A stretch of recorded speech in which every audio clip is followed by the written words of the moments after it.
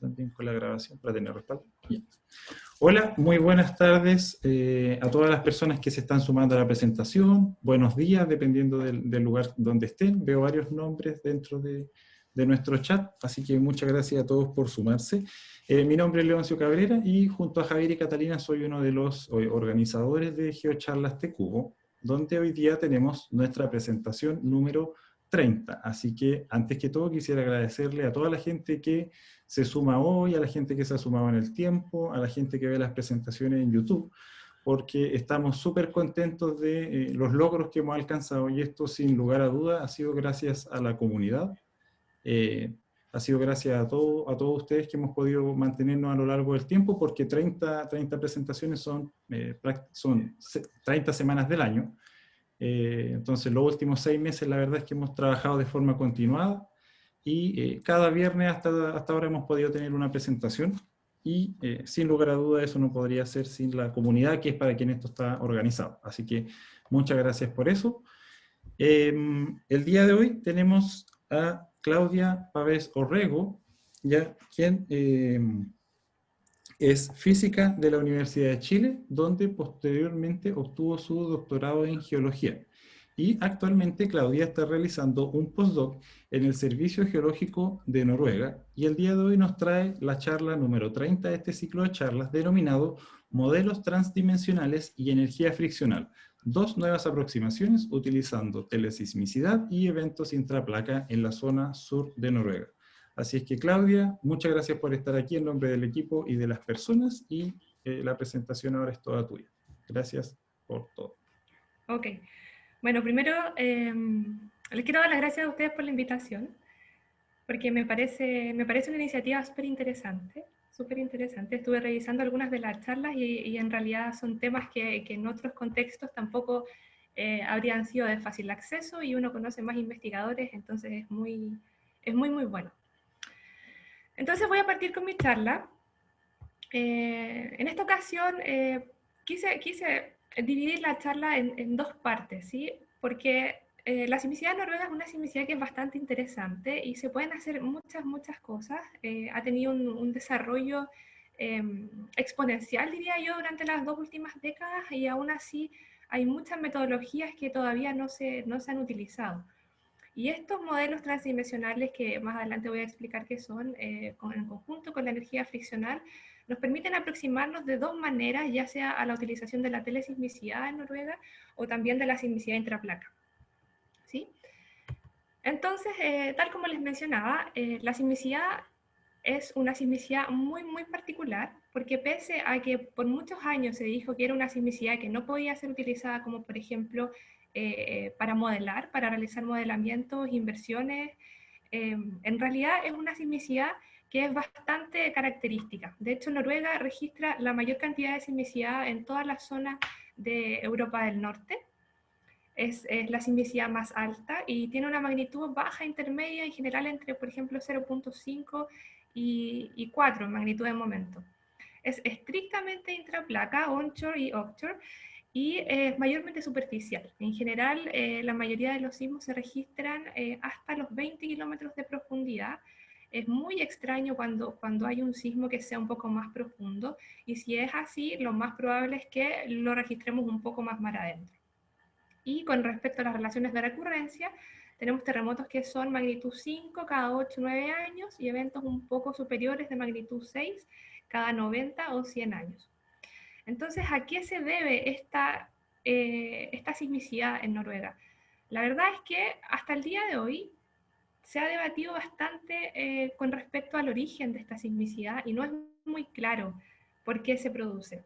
Pese a que hay bastantes teorías, yo diría que más o menos cada 2 o 3 años aparecen más teorías que tratan de explicar la aparición de esta sismicidad intraplaca. Entonces, aquí puse algunos de las teorías que se barajan. La primera puede ser por energía potencial gravitacional, debido a las cargas topográficas que se registran posterior a los procesos tectónicos que se han llevado a cabo durante los últimos millones de años. También ajustes isostáticos postglaciales, producto, por supuesto, de las eras de glaciación, la última entre 12.000 y 10.000 años atrás. Obviamente, procesos tectónicos como por ejemplo el Ridge Push, y anomalías de bajas velocidades en el manto superior. Aquí me quiero detener un poco porque es una de las últimas teorías que se ha planteado como generadora de la sismicidad intraplaca. Es bastante interesante porque al principio se pensaba que estas anomalías de bajas velocidades estaban solamente en la zona sur de Noruega. Yo espero que puedan ver el cursor. Si observan bien, en la zona oeste de la zona sur de Noruega hay un clúster gigante, y en ese clúster se pensaba que estaba esta anomalía de baja velocidad. Sin embargo, tomografías regionales últimamente han demostrado que la anomalía de baja velocidad en el manto superior es a lo largo de toda la zona escandinava bajo el territorio noruego. Y uno de los últimos artículos que apareció, yo creo que hace 2 o 3 meses, que también es acá del Servicio Geológico, explica esta sismicidad de la zona sur de Noruega con las precipitaciones y con el deshielo post periodos de nevazón durante la época del invierno. Entonces todo esto trata de juntarse para crear una especie de explicación global de por qué se tiene esta sismicidad intraplaca. Al comienzo yo pensaba en general que esto era solamente para la zona de Noruega, pero después leyendo más artículos y profundizando un poco en el tema, me di cuenta que en general la sismicidad intraplaca es bastante desconocida. Es difícil, ha sido difícil explicar en general por qué se produce, y Noruega dentro de este contexto no es la excepción. Como les comenté, ha habido un gran aumento con respecto al desarrollo de la sismología durante los últimos 20 años y también al desarrollo de generar modelos, ¿sí? Ya sea, por ejemplo, tomografías, modelos estructurales, geológicos estructurales, utilizando datos sísmicos, funciones de recepción, etc. Y en particular, se han instalado bastantes redes que son temporales. Acá les muestro una, que es Magnus, que fue una red que se instaló entre el 2002 y el 2008, que permitió tener una gran cantidad de datos que estaban soportando los datos que estaban siendo proporcionados por las redes permanentes, como por ejemplo la red del Servicio Sismológico Nacional Noruego, que es una red que está instalada más o menos desde la década de los 80. Y también por otro lado existe otra empresa, que digamos que es entre estatal y privada, que es Norsar, que también tiene muchas redes permanentes instaladas a lo largo del país. Las pueden ver acá, en este mapa no están todas, pero en particular ellos se dedican más a la zona sur de Noruega, y ahí podemos ver que hay alrededor de 8 o 9 estaciones que están continuamente registrando datos. Y por último, otra que les quiero mencionar, que también está relacionada con la presentación que voy a hacer, es esta red de Geophone Argus, que fue instalada también entre el 2003 y 2007, y que consta de aproximadamente 30 estaciones sismológicas, que es la que pueden ver en su imagen a la derecha. Que lo importante de esta red no solamente que tuvieron las estaciones, permitió generar modelos que eran regionalmente transversales. Entonces dio mucha información acerca de cómo se estaba comportando tectónicamente la zona sur de Noruega. Voy a usar la mayoría de los datos para mi presentación. La mayoría de los datos han sido obtenidos por estas redes que les acabo de mencionar. Entonces quiero partir con, una vez que ya conversamos un poco acerca del contexto geológico, o sea, del contexto de las estaciones sísmicas, perdón, quiero partir con algunos conceptos básicos para que se pueda entender un poco a qué se refiere cuando estamos hablando de modelos transdimensionales. Y también les quiero hablar un poco acerca del método HK Stacking, que es un método que nos ayuda a determinar, en base a la conversión de las ondas P y S, la profundidad y los parámetros de PABS promedio a nivel cortical. Entonces, para esto, lo primero, que es muy, muy importante, es entender lo que son las funciones de recepción. Entonces, las funciones de recepción son básicamente series de tiempo, ¿sí?, que se basan en la conversión de la onda P a S en el manto, cuando la onda P choca con interfaces que son subhorizontales, ¿sí? En particular, podemos decir que tenemos una principal interfaz, que es, por supuesto, la interfaz corteza-manto, pero también las funciones de recepción son bastante útiles a la hora de determinar discontinuidades intracorticales, ¿sí?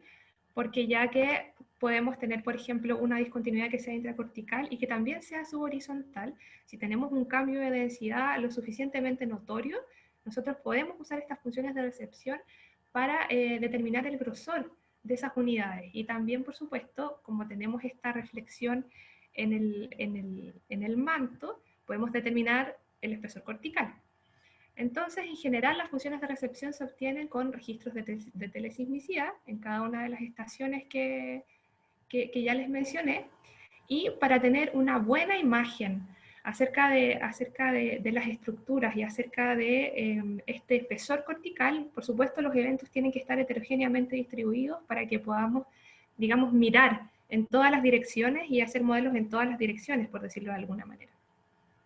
¿Cómo se ven las funciones de recepción? Si miramos esta imagen acá en la esquina inferior izquierda, vemos que tenemos la onda P, que es la onda principal, la onda directa de llegada. Después tenemos una conversión, que es la fase P sub S, y posteriormente tenemos múltiples, ¿sí? Y estos múltiples nos van a decir básicamente cómo esta onda directa P se fue convirtiendo a medida que fue atravesando distintas interfaces y fue reflejándose en distintas interfaces, que puede ser este mojo o pueden ser estas discontinuidades intracorticales que ya les estaba mencionando. Acá tengo dos ejemplos que son de las estaciones de esta red GeoPhone que les mencioné, que es un artículo en el cual estamos trabajando ahora, donde se puede observar, obviamente la figura que está a la izquierda es un esquema ideal, pero lo que vemos en la realidad obviamente puede variar mucho dependiendo de la calidad de la señal. Acá podemos ver, por ejemplo, una onda P directa, que es bastante notoria, y también podemos ver algunos múltiples a medida que va avanzando el tiempo, y en particular vemos esta fase P sub S, que es la fase que sigue a esta onda directa, y que dependiendo de la separación temporal que tenga con la onda P directa, nos va a indicar cuál es el espesor cortical. Entonces, por ejemplo, acá tenemos distintas funciones de recepción que están graficadas versus el parámetro de rayo. Tenemos la onda P directa y esta línea verde está indicando cuál podría ser una posible fase P sub S que estamos viendo debido a estas estaciones. Entonces, ¿qué es lo que podemos obtener con las funciones de recepción? Que esta es una pregunta muy importante. Lo primero, podemos hacer este stacking, que ya les comenté anteriormente, podemos obtener el espesor cortical y, por supuesto, los parámetros elásticos a partir de esta razón BPABS. También, aplicando distintas metodologías, podemos obtener modelos de velocidades, ¿sí? Pueden ser modelos de velocidades 1D o modelos de velocidades 2D. En este caso, yo les voy a comentar algo acerca de los 1D. Podemos, como ya les expliqué, determinar interfaces y podemos hacer imágenes corticales de la corteza, o por supuesto, y del manto superior utilizando una técnica que se llama Common Conversion Point, que es el CCP Stacking, que nos ayuda a hacer un tiempo y profundidad. Y en base a eso nosotros podemos ver estructuras, solamente utilizando las funciones de recepción. Ahora, una vez que ya tenemos más o menos esta idea acerca de lo que simbolizan las funciones de recepción, vamos a pasar a la parte de los problemas transdimensionales. Esto lo quiero explicar de una forma bastante sencilla, por lo tanto si tienen más preguntas después los podemos discutir. Pero básicamente una vez que nosotros tenemos una función de recepción, ¿sí? Que lo vamos a tomar como un punto de inicio ciego, como una serie de tiempo, podemos obtener estos modelos de velocidades utilizando estos problemas transdimensionales.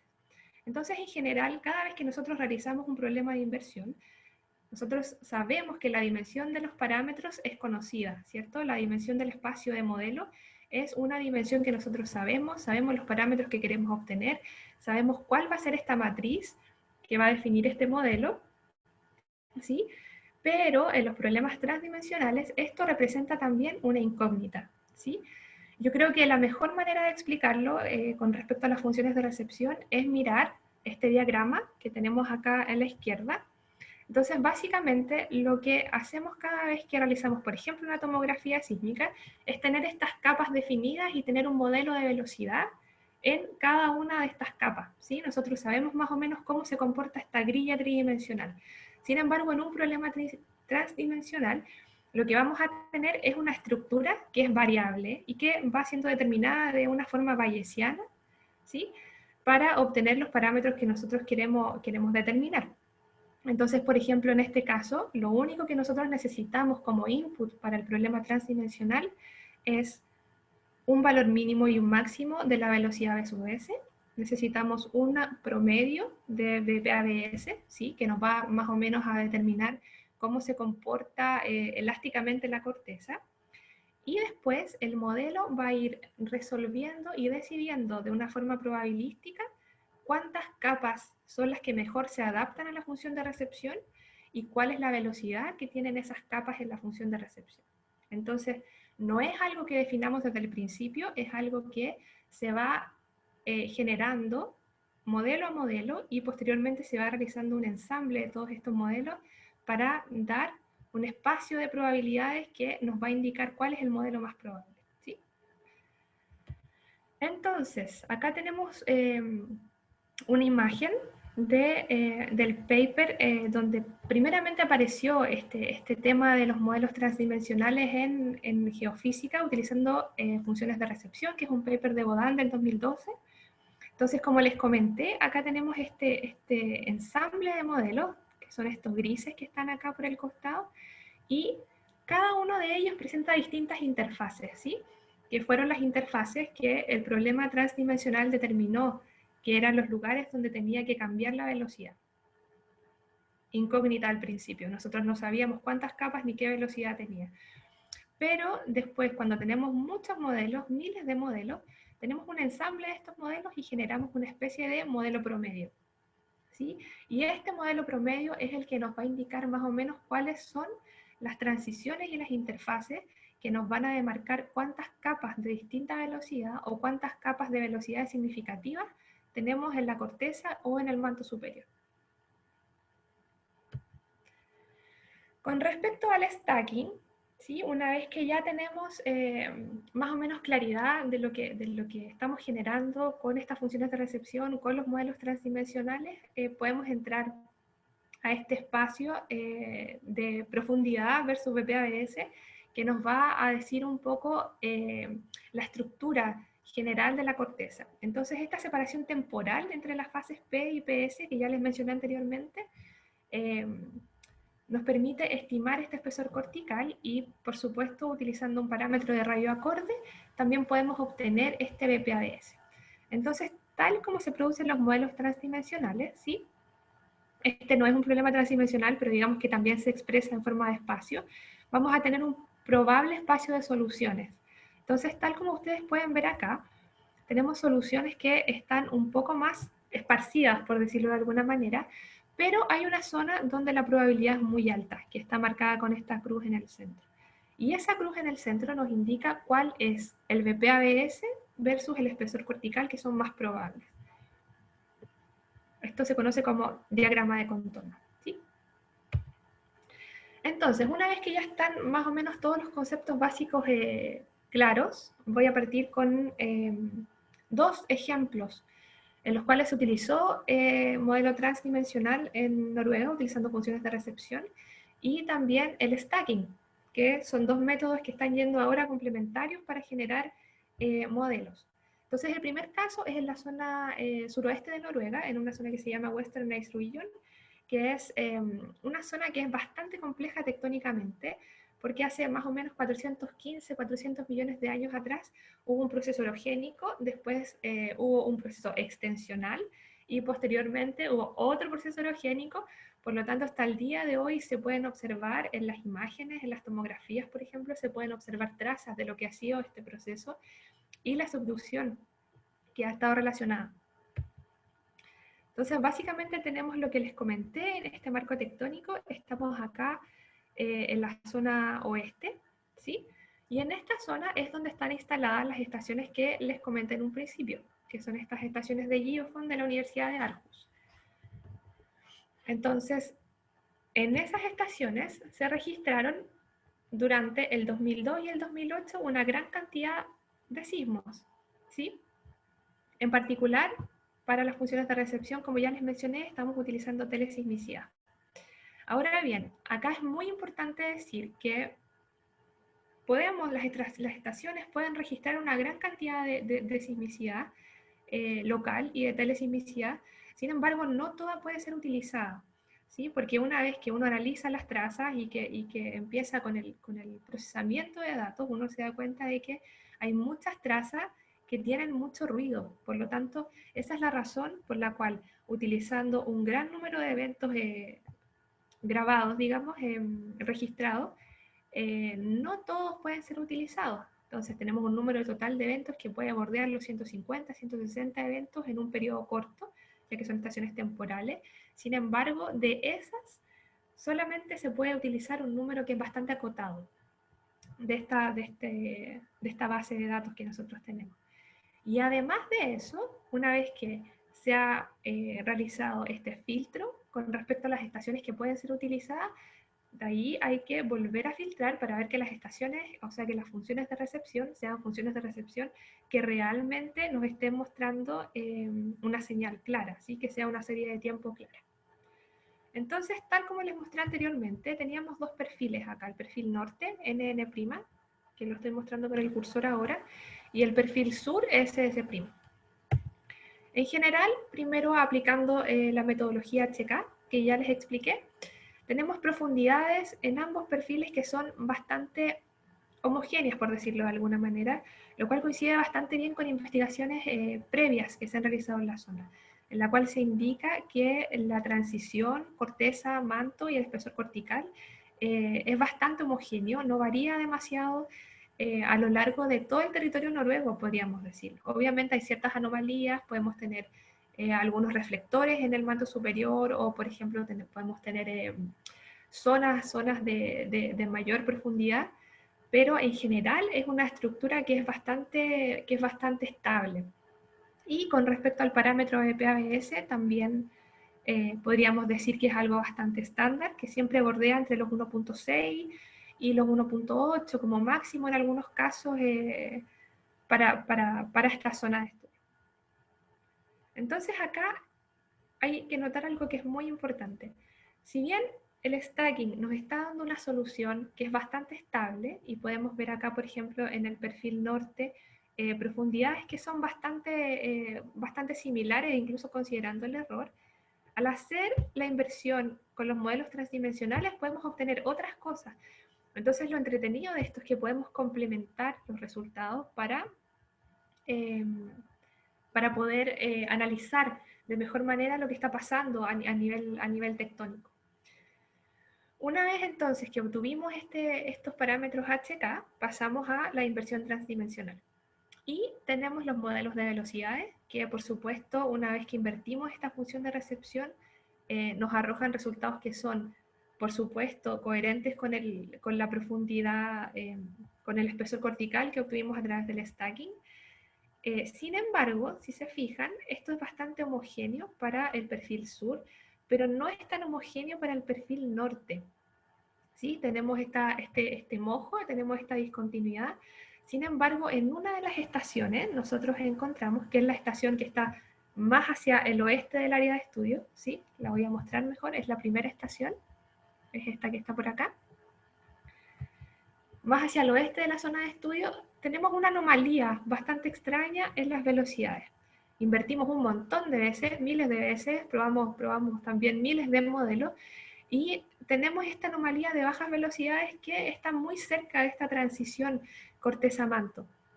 Entonces nos preguntamos, quizás esto es una estructura falsa, si a lo mejor está apareciendo porque hemos invertido incorrectamente o estamos usando parámetros incorrectos. Volvimos a probar un montón de veces y siempre nos aparecía esta estructura. Y también si cambiamos a lo mejor el número de capas que le estamos sugiriendo al modelo transdimensional, a lo mejor también podría cambiar. Pero nos dimos cuenta que en ningún caso cambiaba. Entonces nosotros dijimos, quizás en este sector tenemos un mojo, digamos una transición manto-corteza que es real, que es lo que uno esperaría de la definición de mojo, y a lo mejor abajo de eso tenemos algo que puede ser una estructura que esté depositada en la parte superior del manto. Entonces nosotros lo llamamos mojo real y mojo falso, ¿sí? Después averiguando y buscando publicaciones encontramos que realmente justamente en esa zona que como les comenté, está relacionada con estos procesos tectónicos complejos de subducción, existe un reflector que no ha podido ser explicado 100%. Entonces quizás ese reflector podría estar actuando como una especie de segunda barrera, de segunda interfaz más o menos subhorizontal, por decirlo de alguna forma, que es lo que nosotros estamos viendo en el modelo de velocidades. Entonces al interpolar, solamente al interpolar estas velocidades unidimensionales en estos perfiles que están recorriendo la zona sur de Noruega de este a oeste, obtenemos estas estructuras que nos hablan un poco acerca de lo que podría estar ocurriendo en la corteza. Como les mencioné, hay una transición que es bastante homogénea, pero para el perfil norte tenemos este cambio en las velocidades y también tiene una inclinación, ¿sí?, de más o menos 30 grados. Entonces empezamos a corroborar con otros modelos y encontramos este modelo, que es un stacking, que ya les comenté anteriormente, un CCP stacking, en el cual ellos, bajo la estación JH07, que es la estación que nosotros estamos analizando acá, también pueden observar esta especie de anomalía mantélica, ¿sí? Entonces, ¿realmente existe esta estructura o será que ya hay dos investigaciones diferentes que están mostrando que a lo mejor podemos tener una estructura plana o semiplana que está actuando como una especie de falso moco? En base a eso hicimos un posible modelo tectónico de lo que podría estar sucediendo, ¿sí? Entonces hace 415, 400 millones de años atrás se produjo este choque entre Laurentia y Báltica, y tenemos esta región que es este complejo, ¿sí?, que empezó a ser subductado, ¿sí?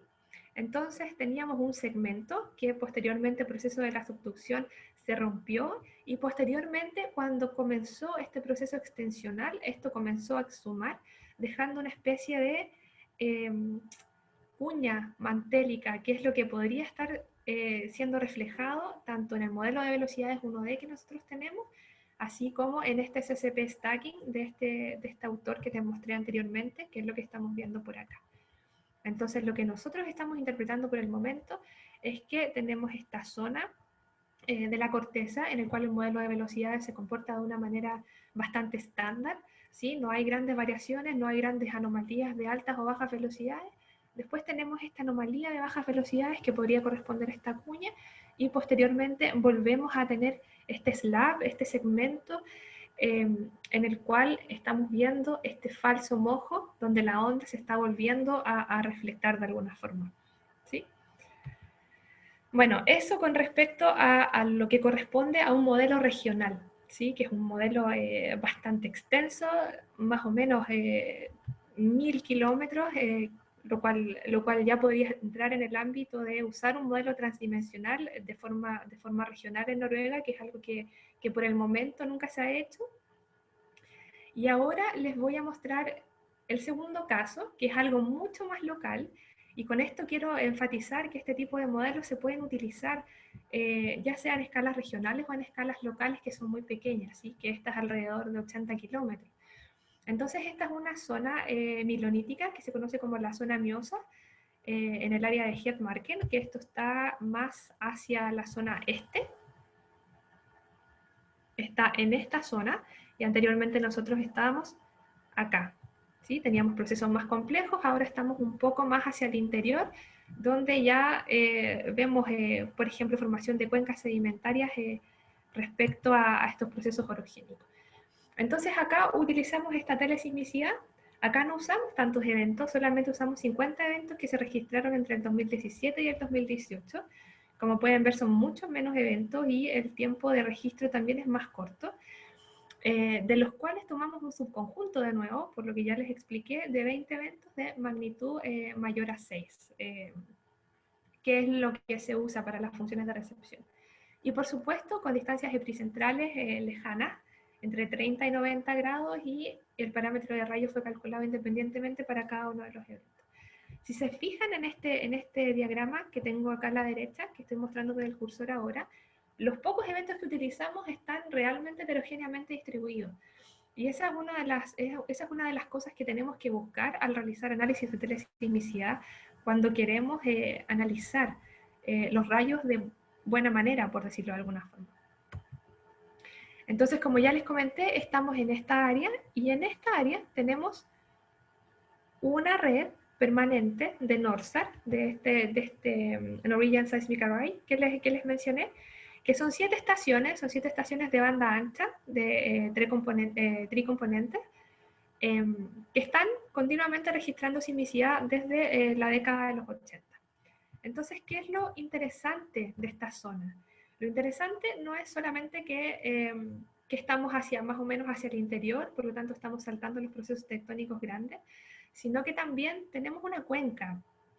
Y esta fue una de las razones por las cuales elegimos este sector para hacer este estudio, ¿sí? Porque queríamos saber si realmente aplicando los modelos transdimensionales y aplicando el stacking y las metodologías de funciones de recepción, podíamos captar la transición cortical, la transición intracortical entre la cuenca y el basamento, ¿sí? Entonces, esa es el área, tenemos un área muy limitada, como ya les mencioné, y lo que nosotros esperamos ver en las funciones de recepción son reverberaciones que sean un poco más locales, ¿sí? Que estén bastante más cerca de lo que es la onda P directa. Vamos a poner atención a este perfil, que es el perfil que les voy a detallar un poco más adelante, es un perfil norte-sur, que voy a llamar AA' por ahora. Y en base a esto, en base a la sismicidad, calculamos estas funciones de recepción. Como pueden ver, las funciones de recepción en este caso son funciones bastante más claras que las funciones que obtuvimos en el caso anterior, cuando estábamos estudiando el caso regional. Acá tenemos una onda P directa que es bastante más notoria, y también tenemos una conversión P sub S que también es bastante más notoria que en el caso anterior, lo cual no deja de llamar la atención, por supuesto. Pero lo más importante de todo es que realmente tenemos una mini fase entre la onda P directa y la onda PS, que es una fase que está bastante cerca de esta onda P directa y que nosotros interpretamos como la reverberación en la cuenca, que se llama la cuenca de Ostra. Luego de eso, de analizar esta función de recepción, procedimos a hacer el stacking, por supuesto, para estudiar el espesor cortical, y esto es lo que obtuvimos. Igual que en el caso anterior, obtuvimos valores que están muy similares con respecto a investigaciones anteriores, que nos hablan de un espesor cortical de aproximadamente entre 35 y 38 kilómetros, que va aumentando hacia el noroeste del área de estudio. Y también parámetros BPABS que son un poco más altos que en los casos anteriores, y que en este caso nos van a hablar un poco acerca de las intrusiones que podemos tener en la zona, y también de cómo esta cuenca sedimentaria está afectando este parámetro de PABS y está afectando este parámetro de Poisson. Entonces, separamos este parámetro de Poisson en dos partes: las estaciones que están cerca de la cuenca y las estaciones que están un poco más hacia la zona este, ¿sí? Que ya se alejan del borde de la cuenca. Entonces tenemos esta cuenca sedimentaria que tiene parámetros de Poisson que son mucho más bajos, y tenemos la parte este, donde tenemos intrusiones máficas que nos están aumentando el valor del parámetro de Poisson, ¿sí? Estas dos estaciones están localizadas hacia el este del área de estudio. Voy a volver a poner el mapa geológico para que se entienda bien, que justamente son estas dos estaciones, y es justamente donde tenemos estas intrusiones máficas, ¿sí? Tenemos cuerpos gábricos que también han sido detectados incluso en profundidad en otras publicaciones, pero que están aflorando en esta zona. Y hacia la zona oeste tenemos, por supuesto, las estaciones de la cuenca, que son todas estas estaciones, que son estos puntos blancos que les estoy mostrando acá, y que tienen una razón de Poisson un poco más baja. Y ahora, con respecto a los modelos de velocidad 1D, utilizamos el mismo formato anterior, y nuevamente nos volvemos a sorprender porque los modelos de velocidad están reflejando bastante bien lo que está sucediendo en el área. Las estaciones que están localizadas sobre la cuenca, vemos que entre 0 y 7 aproximadamente kilómetros de profundidad hay una especie de anomalía de velocidad que está al comienzo, ¿sí? Es bastante superficial. A diferencia de las estaciones que están más hacia la zona este, que son las que están saliendo de la cuenca, en la cual el modelo de velocidad parte de una forma un poco más suave, ¿sí? No tenemos esta transición gigante aproximadamente entre 3.4 y 3.7 kilómetros por segundo para la velocidad de la onda S, sino que hacia el este del área de estudio tenemos algo que es bastante más, de transiciones bastante más lentas. Entonces quizás esto nos podría indicar qué es lo que realmente tenemos ahí, qué es lo que está pasando con esta cuenca. Y, por supuesto, como les mostré anteriormente, este es el rango de modelos de velocidades que nosotros tenemos en esta zona, donde se está mostrando este espacio de velocidades. ¿Cuáles son las velocidades que podrían realmente corresponder a este rango? ¿Cuál podría ser el rango posible de modelos que nosotros tenemos? Entonces, en base a eso, nosotros creamos modelos de densidad, ¿sí? Utilizamos esta curva simple de Naive-Drake y transformamos la velocidad de onda S, ¿sí?, a onda P, utilizando este parámetro de PABS, y también luego lo convertimos a esta densidad. Y tenemos que hay una correspondencia que es bastante entretenida con respecto a modelos geológicos y también con respecto a modelos de magnetoteluria, ¿sí? No puse los modelos de MT ahora porque, bueno, para acortar un poco el tema, pero me gustaría enfatizar que la mayoría de los modelos que nosotros estamos utilizando están correlacionados bastante bien con lo que es la geología estructural. Este artículo también fue publicado por unos colegas de acá del servicio en 2018, y esta es la zona que nosotros estamos estudiando. Y en esta zona podemos ver que efectivamente tenemos esta geometría en forma de cuenca, ¿sí? Y esta geometría es la que nosotros visualizamos a través del modelo de velocidades y a través de la conversión de velocidades a densidades. Y para corroborar esto, quisimos hacer también un forward model para tratar de ver que realmente estos modelos de velocidades que nosotros estábamos obteniendo eran modelos que podían ajustarse a modelos sintéticos, ¿sí? Entonces, para eso utilizamos un software que modela funciones de recepción de forma interactiva, en la cual uno puede ingresar estos modelos de velocidades iniciales y posteriormente puede modificarlos para ver si los modelos que uno obtuvo a través de otra metodología calzan con esta función sintética que se va creando en este modelo de velocidades. Y en general obtuvimos bastante buenos resultados con porcentajes de fiteo de mayores siempre al 80%, entre el 80 y el 83%, y la diferencia, que es lo que no pudimos fitear, digamos, lo atribuimos a que lamentablemente este software tiene parámetros que son definidos, ¿sí? que no se pueden modificar porque es un software que ya viene programado. Y el parámetro que nosotros usamos para invertir es 2.5 y el parámetro que está presente en el software es 3. Entonces nosotros creemos que parte de esa diferencia se debe a la diferencia de este parámetro de inversión. Esto es básicamente lo que obtuvimos, y como pueden ver en este diagrama hay una correlación que es bastante buena con respecto a las transiciones entre las velocidades entre la corteza y el manto. Por lo tanto, digamos que nuestro modelo de velocidad queda bastante bien soportado desde un punto de vista geológico y desde un punto de vista de la magnetoteluria, como ya les comenté antes, y utilizando este forward modeling también. Ahora, ya como les comenté anteriormente, la parte de la telesimicidad era solamente una de las aproximaciones que queríamos usar para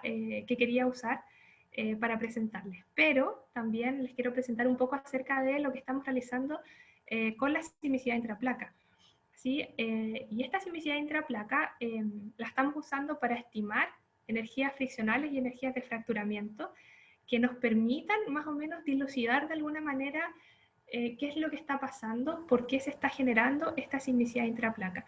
Como les comenté al principio de la charla, hay bastantes teorías que están explicando que explican esta sismicidad. Sin embargo, no todas ellas son concluyentes y hasta el día de hoy es un tema que se debate bastante. Entonces nosotros queremos saber si quizás esta energía friccional o esta energía de fracturamiento que se genera puede estar contribuyendo a la nucleación de esta sismicidad intraplaca. Entonces, un poquito de introducción. Esta parte, por suerte, o quizás no por suerte, es mucho más corta, pero tenemos básicamente la distribución energética durante un terremoto. Este es un modelo que es el modelo más sencillo que podemos probar por el momento, digamos, en el cual se muestra la caída de estrés que se produce durante un terremoto y también esta partición de energías, ¿sí? Tenemos tres tipos de energías que están divididas en dos subtipos, en no radiadas y radiadas, y dentro de las no radiadas está la energía friccional y también está la energía de fracturamiento. Entonces, una vez que se produce este evento sísmico, hay un aumento de temperatura producto del calor generado por fricción que se produce en una zona muy cercana al núcleo de falla, en un ancho W, que se ha medido experimentalmente muchas veces y se estima que este aumento de temperatura se produciría entre 0.1 milímetro y 1 centímetro, diciendo que 1 centímetro ya es demasiado. Entonces, a partir de esto, a partir de este tipo de modelos, se puede estimar cuál fue la cantidad de calor generado durante el proceso de fallamiento y también cuál fue el aumento de temperatura que está relacionado con esa liberación de calor.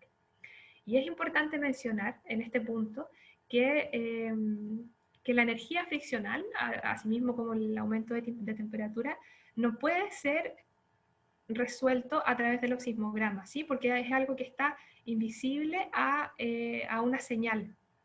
Por lo tanto, lo que se tiene que hacer es estudiar, por supuesto, la caída de estrés en base a estos sismogramas, pero también es importante modelar, hacer bastante simulación numérica para poder entender cómo está funcionando esta energía friccional. Y también hay bastantes estudios durante los últimos 5 años, diría yo, con respecto a cómo se comporta esto en términos experimentales, ¿sí?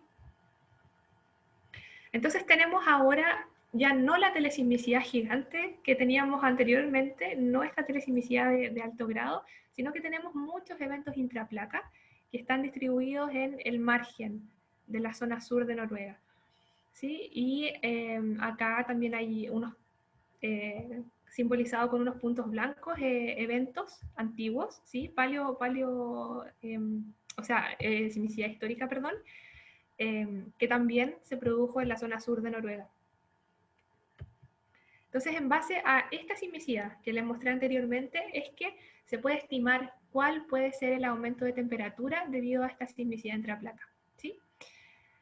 Entonces, tenemos que para una caída de estrés friccional, aproximadamente de 25 bares, podemos tener aumentos de temperatura entre 3.3 y 61.6 grados Celsius, que obviamente es una temperatura que se produce instantáneamente durante el evento sísmico, pero es un calor que se disipa bastante rápido, por lo tanto esto sería una temperatura que aumenta de manera instantánea, pero que posteriormente no se puede registrar y por supuesto es algo que no es acumulativo, ¿sí? Y para estrés friccionales de aproximadamente 50 bares tenemos entre 6.6 y 100.22 grados Celsius. Ahora, ¿qué es lo importante de todo esto? Es que se pueden producir diversos fenómenos en la sismicidad intraplaca que están relacionados con esta temperatura. Entonces, esta temperatura no es muy alta, como se pueden fijar, pero es lo suficientemente alta como para generar algunos procesos térmicos dentro de la corteza y en el entorno inmediato del evento sísmico. Entonces, algunos de esos procesos podrían ser, por ejemplo, la expansión térmica, ¿sí? La expansión volumétrica, que a lo mejor podría estar mejorando de alguna manera el microfracturamiento que tenemos, que se genera en el entorno del evento, ¿sí? En el entorno de la zona de falla. Y con respecto a los eventos históricos, acá por supuesto, como el aumento de temperatura va a depender proporcionalmente de la magnitud, tenemos aumentos de temperatura que son mucho más altos. Por ejemplo, para terremotos de grado 5.6 tenemos aproximadamente un aumento instantáneo de temperatura de 560 grados. También para un terremoto 0.5, por ejemplo, lo mismo, 280 grados, y ya estamos hablando de temperaturas que son bastante más altas. Y en este caso, por lo tanto, podemos tener procesos desencadenados que son mucho más importantes que la expansión volumétrica y que el microfracturamiento. Entonces, en estos casos podríamos tener, por ejemplo, disminución en el coeficiente de fricción, lo cual ayudaría a potenciar la zona de falla para que se produzcan más terremotos posteriormente o para que se produzcan clústeres de sismicidad intraplaca. También podemos tener aumento en la presión de poros si es que tenemos fluidos, que es el caso de Noruega, que hay bastante precipitación, bastante derretimiento de nieve. Y también podemos tener, obviamente, formación de rocas que están relacionadas con procesos tectónicos asociados a terremotos, como por ejemplo pseudotaquilitas y cataclasitas.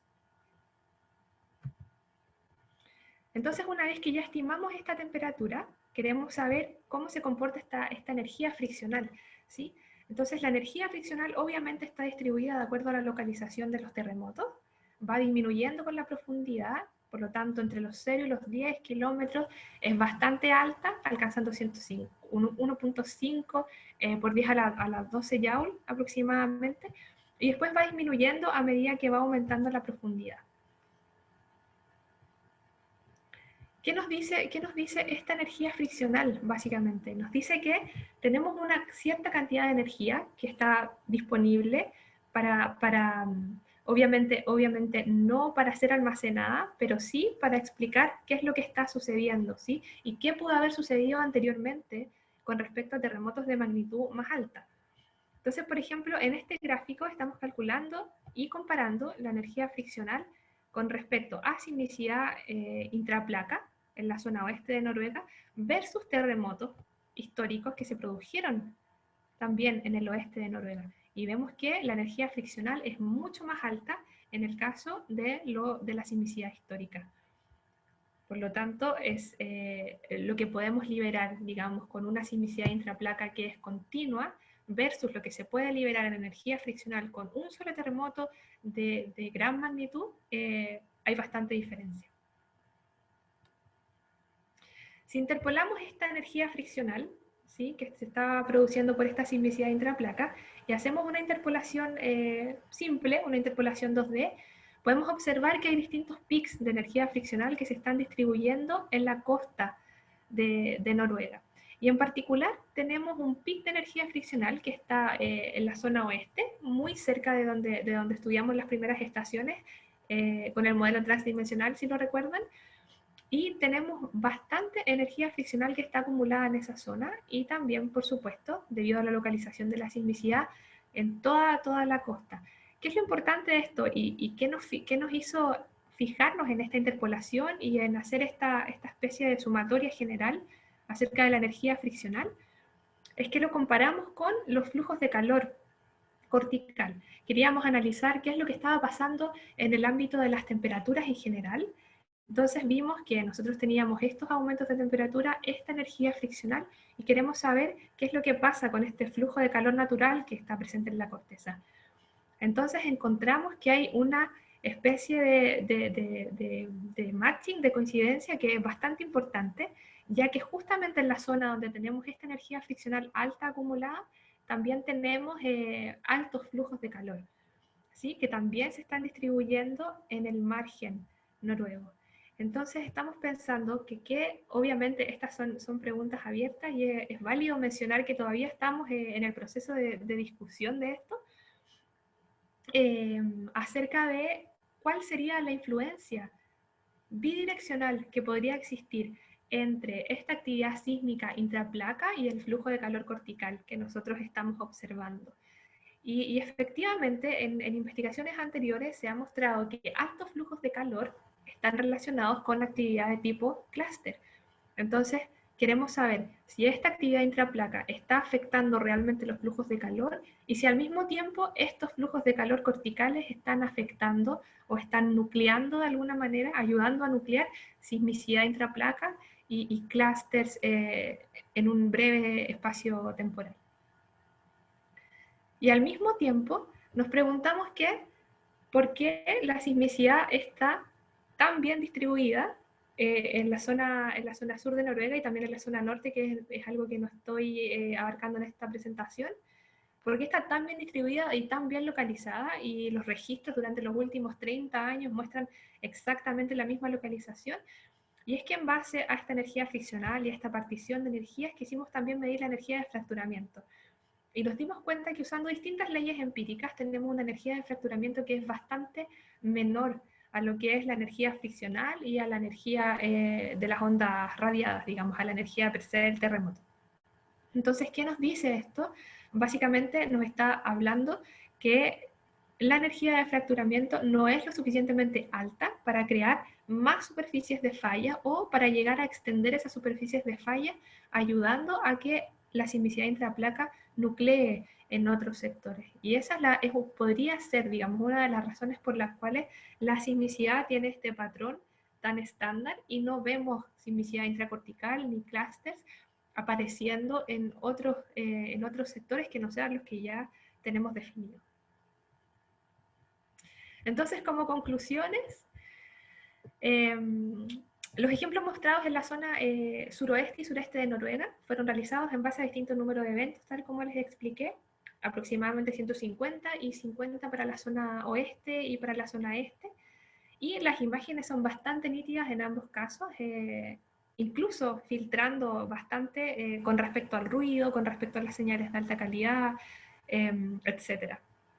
Las metodologías que mostramos, que son los modelos transdimensionales, el método HK, se pueden aplicar en contextos regionales, que sean zonas de subducción, presente o pasada, y también en zonas locales, ¿sí? Como por ejemplo cuencas sedimentarias. Por lo tanto, no tenemos restricciones de escala o mayores restricciones de escala. Las redes permanentes que están siendo soportadas por estaciones temporales, en el caso de Noruega, nos pueden ayudar, por supuesto, a mejorar la calidad de las bases de datos. Entonces, ¿qué nos permite esto? Que podamos analizar eventos telesísmicos y eventos intraplaca de manera conjunta, pero utilizando distintas metodologías. Entonces, nos ayuda a barrer un amplio espectro de resultados.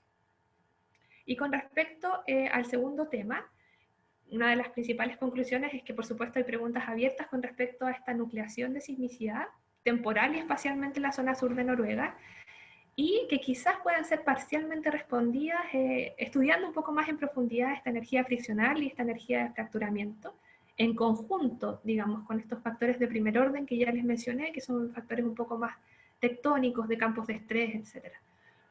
Y por último, el estudio de energía friccional también abre nuevos caminos para la interpretación de procesos relacionados a paleoterremotos, en el sentido de que quizás ya no necesitemos estudiar in situ un paleoterremoto, ¿sí? Como por ejemplo con fallas pasadas, sino que podemos quizás estimar cuál fue el proceso térmico, cuál fue el proceso friccional que estuvo relacionado con ese terremoto, y en base a eso determinar algunos productos que podemos encontrar en zonas de falla previo al trabajo de campo. Y finalmente, bueno, los quiero dejar con esta frase que me gusta un montón. Karl Popper es un filósofo de la ciencia alemán, y dice: la ciencia será siempre una búsqueda, jamás un descubrimiento real. Es un viaje, y yo diría que es más o menos eterno y nunca una llegada. Muchas gracias. Muchas gracias a ti, Claudia, por tu presentación, abarcando estos dos temas súper interesantes, y por este bonito final con una frase bastante simple quizás en palabras, pero que resume algo que es bastante complejo y toda una filosofía, como mencionas tú. Le comento a las personas que nos están viendo que pueden ir dejando sus preguntas por el chat para irselas haciendo a Claudia. Mientras tanto, te quisiera hacer dos preguntas bien cortitas, Claudia, mientras la gente empieza a escribir. Una de ellas es, ¿cómo identifican ustedes las llegadas, por ejemplo, de las fases PS? ¿Lo hacen con una interpretación o estiman una llegada? ¿O cómo funciona eso? Y la otra pregunta, que es más de curioso quizás, es si tienen algunas dificultades especiales ustedes cuando hacen los deploying, la instalación de las estaciones, por ejemplo, porque en Noruega las condiciones son bastante más extremas en comparación a las latitudes en las que están la mayoría de los países hispanohablantes, digamos, quizá similar al sur de Chile o Argentina. Pero ¿cómo es ese Claro. proceso? Ya, te las voy a responder en orden.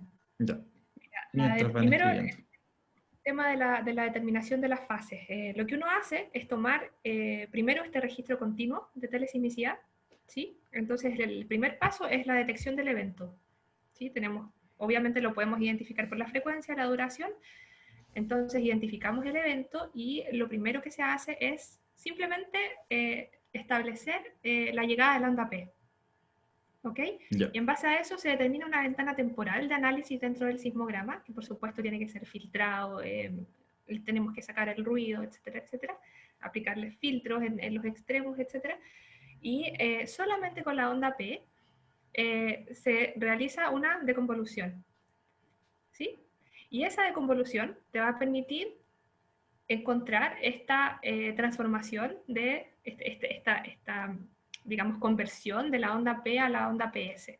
Entonces, digamos que esta fase PS no la podemos ver directamente en el sismograma, ¿sí? Por supuesto, podríamos llegar a encontrar la onda PG, ¿sí? La reflexión contra el manto, pero en sí la PS no la vemos directamente, pero al hacer la deconvolución, la PS aparece claramente en la función de recepción. ya. Uh-huh.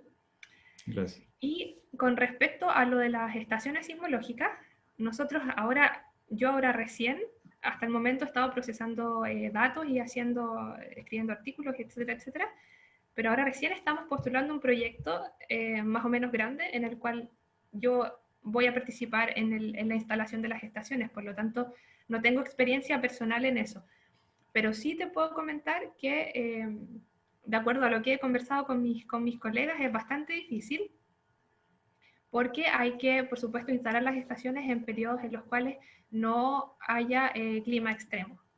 Entonces, por ejemplo, en la zona norte de Noruega, por supuesto, hay que instalar las estaciones en verano y durante el invierno las estaciones o se mueven a lugares que son más residenciales, granjas o qué sé yo, junto a carreteras o etcétera, que permitan un fácil acceso y que permitan hacer un mantenimiento más o menos regular, ¿sí? Pero no es tan complejo como parece, excepto sí por el tema de la electricidad, según entiendo. De hecho, hace súper poco estuvimos discutiendo esto porque en la parte norte de Noruega es imposible, básicamente imposible, en muchos kilómetros encontrar eh, instalaciones eléctricas que te permitan mantener bien la estación. Entonces, eso es uno de los problemas y es por eso que se recurre mucho a la ayuda de la gente Ya, claro. para poder instalar bien, lo cual también tiene un problema, porque hay más ruido también. Mm, claro, es lo que pasa finalmente en todos los centros en general. Tenemos un Claro. par de más preguntas, Claudia, aquí, un par de felicitaciones. A propósito del comentario que menciona Sergio, no sé si puedes poner mientras el último slide que menciona lo de la charla número 30, solo Ah, perdón. como anécdota para la... tenemos una pregunta de Diana Conte, ella dice, excelente presentación, Claudia, te felicito. ¿Cuál es la resolución que tienen ustedes en profundidad?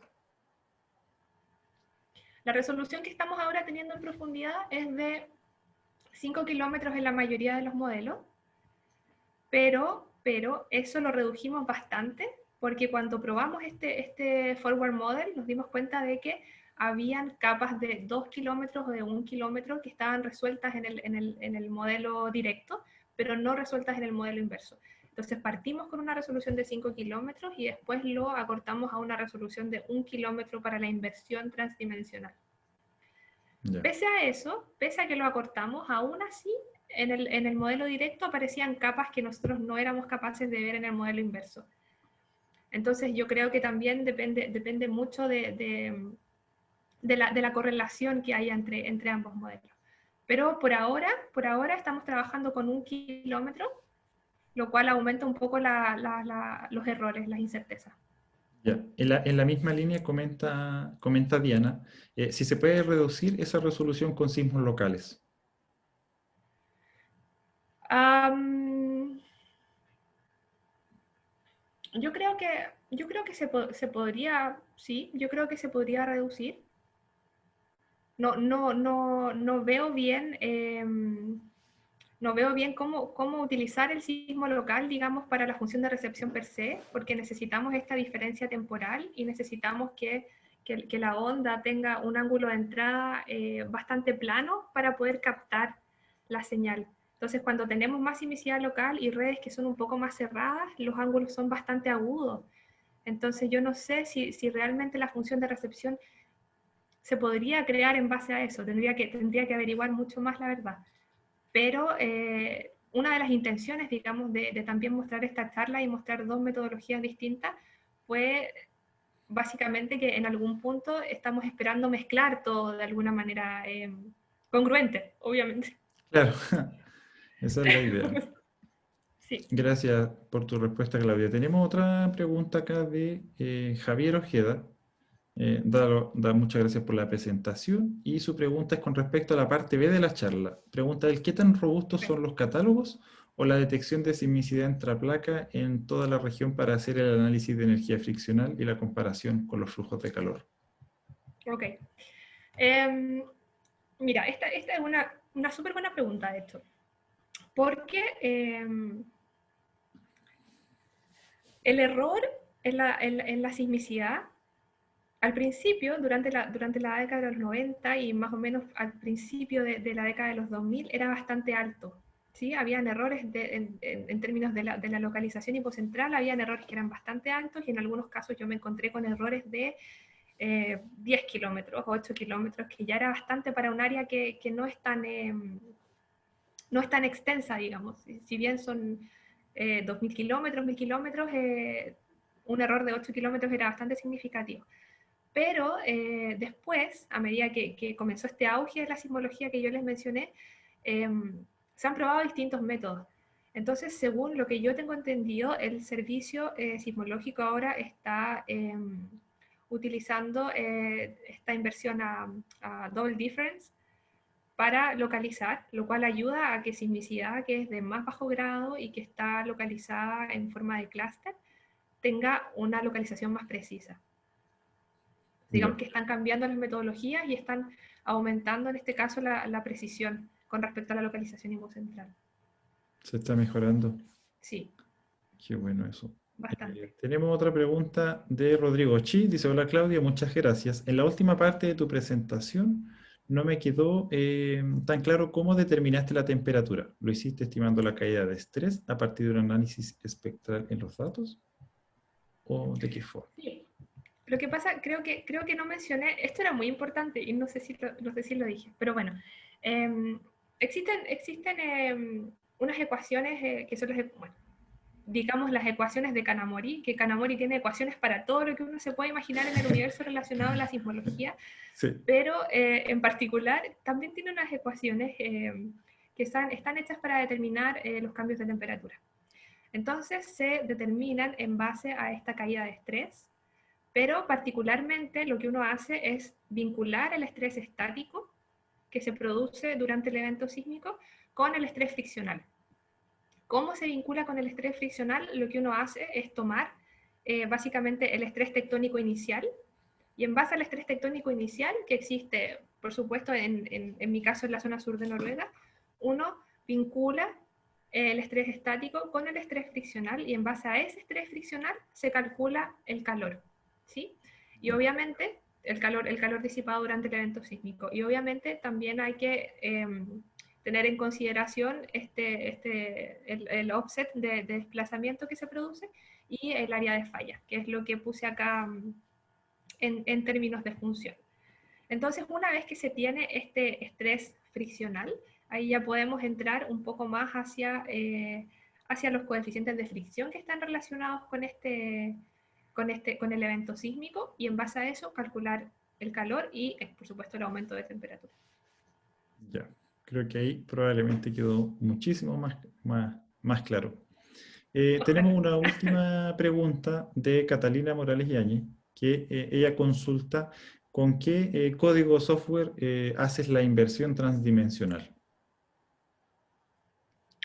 Es un código que se llama, creo que RJMC, que es una cadena de Markov.